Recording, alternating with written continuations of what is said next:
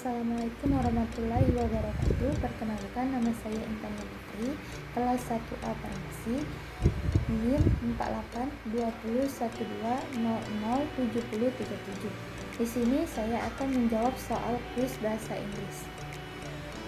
Nomor 1, jelaskan perbedaan definite dan indefinite artikel. Indefinite artikel adalah artikel yang berfungsi menerangkan benda yang baru pertama kali disebut atau tidak spesifik.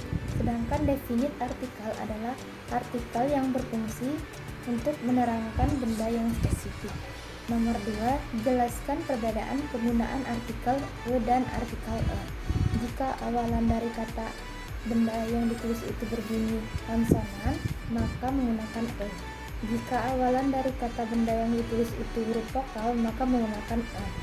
Nomor 3, jelaskan keadaan kapan kita menggunakan artikel the. Jawab, kata the saat ingin menyatakan suatu hal yang pasti. Nomor 4, berikan masing-masing 5 contoh artikel e, an, dan the. Artikel e, contohnya a fresh orange, yang kedua a car, yang ketiga a boy, yang keempat a big elephant, yang kelima a helicopter. Kata artikel an, contohnya an orange, yang kedua an ugly dog, yang ketiga an umbrella, yang keempat an apple, yang kelima an elephant.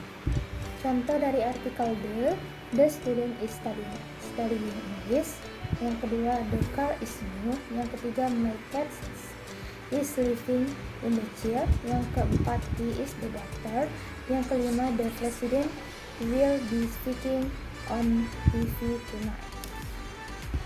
Nomor 5, jelaskan yang dimaksud adverb of frequency. Adverb of frequency adalah kata keterangan atau tambahan untuk menyatakan frekuensi, sering tidaknya atau banyaknya suatu pekerjaan. Nomor 6, sebutkan 5 macam adverb of frequency. Yang pertama itu menggunakan always, contohnya I always go to school by bus. Yang kedua itu menggunakan frequently, we meet frequently.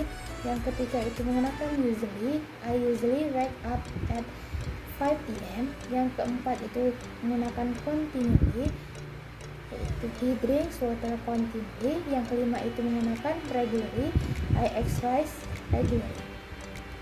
Nomor 7, di mana letak adverb of frequency pada kalimat positif? Jawab, jika kalimat hanya memiliki satu kata kerja, maka ditempatkan kata keterangan di tengah kalimat, sehingga ditempatkan secara subjek tetapi sebelum kata kerja. Jika lebih dari satu kerja, maka ditempatkan sebelum kata kerja utama. Nomor 8, berikan contoh kalimat yang menggunakan adverb of frequency baik kalimat positif, negatif, dan interrogatif. Contoh kalimat positif, Rizky usually goes to work by car. Contoh kalimat negatif, Ani isn't usually sick. Contoh kalimat interrogatif, do you often go to cinema? Nomor 9, jelaskan yang dimaksud dengan simple present tense. Simple present tense adalah tenses yang digunakan ketika suatu kejadian sedang berlangsung saat ini. Nomor 10, apa perbedaan kalimat nominal dan kalimat verbal? Jawab, kalimat nominal adalah digunakan apabila suatu kalimat memiliki kata kerja to be. Kalimat verbal digunakan jika suatu kalimat memiliki kata kerja do. Nomor 11, jelaskan rumus mengenai kalimat nominal pada simple present tense baik kalimat positif, negatif, interrogatif, dan berikan contoh di setiap kalimat. Rumus kalimat positif, subject plus am atau are atau is plus complement. Contohnya she is beautiful. Rumus kalimat negatif, subject plus am atau are atau is plus not plus complement. Contoh, she is not beautiful. Rumus kalimat interrogatif, am atau are atau is plus subject plus complement.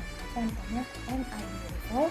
Nomor 12, Jelaskan rumus mengenai kalimat verb pada simple present tense, baik kalimat positif, negatif, dan interrogatif, dan berikan contoh di setiap kalimat.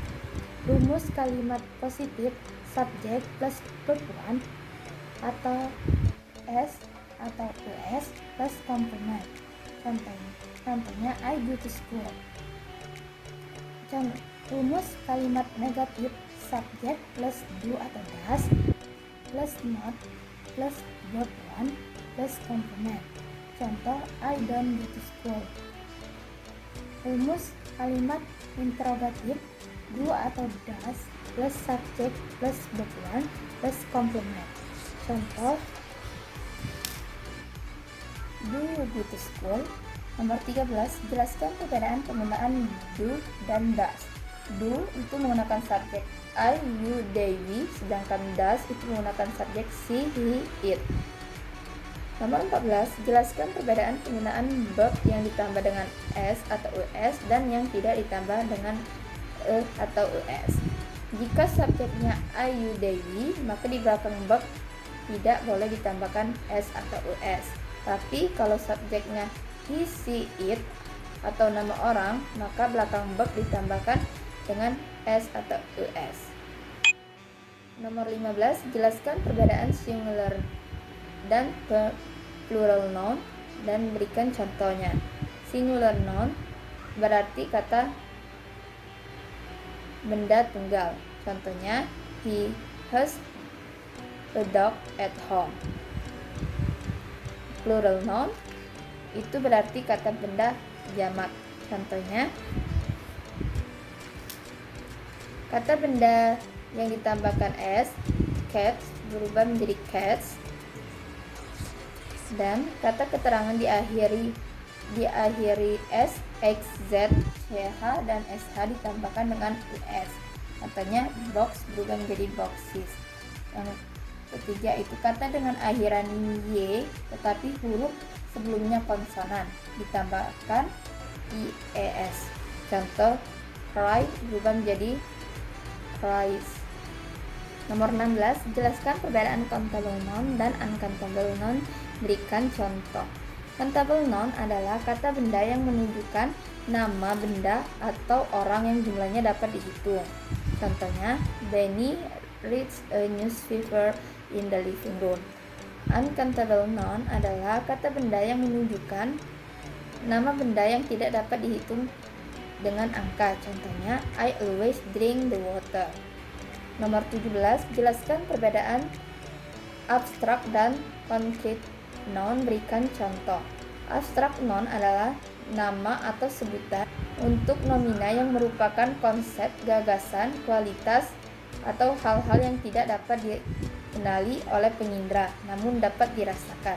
Contoh, I don't have the confidence to apply for that job.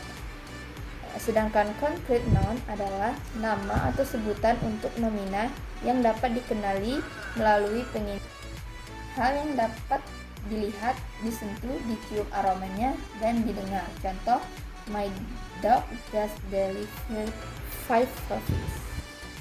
Nomor 18, jelaskan perbedaan proper dan formal noun dan berikan contoh. Proper noun adalah nama-nama orang, tempat, benda, gagasan yang spesifik. Proper noun selalu menggunakan huruf kapital di awal katanya.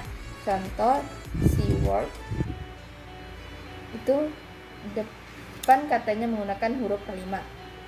Sedangkan common noun adalah nama-nama orang atau tempat, benda, gagasan secara umum. Contoh, house dan apartment. Nomor 19, apa perbedaan compound dan collective noun? Berikan contoh. Collective noun adalah kata benda yang mewakili sekelompok benda. Contoh, my family goes to Bandung. Sedangkan compound noun adalah kata benda yang terbentuk dari dua noun yang berbeda pengertian. Contoh, we will stop on the next bus. Stop, so be ready. Nomor 20, apa itu rehabilitation?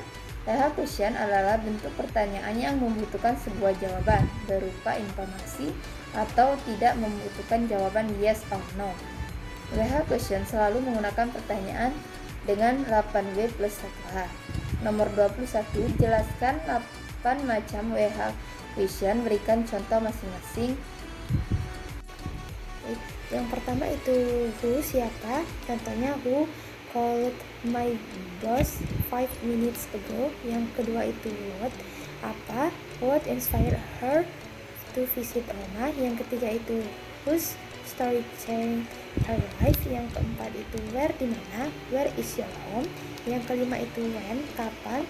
When does the bus arrive. Yang keenam itu kenapa. Contohnya why do you love me. Yang ketujuh itu which dress is better for me. Yang kedelapan whom are you going to meet. Yang kesembilan itu how to make fried rice.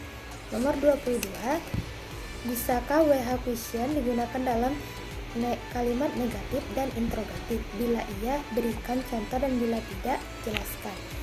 Jawabannya iya, bisa. Contoh kalimat negatif, why doesn't he come out. Kalimat interrogatif, do you recognize the person in front of you. Baiklah, itu saja jawaban kuis dari saya. Saya akhiri. Wassalamualaikum warahmatullahi wabarakatuh.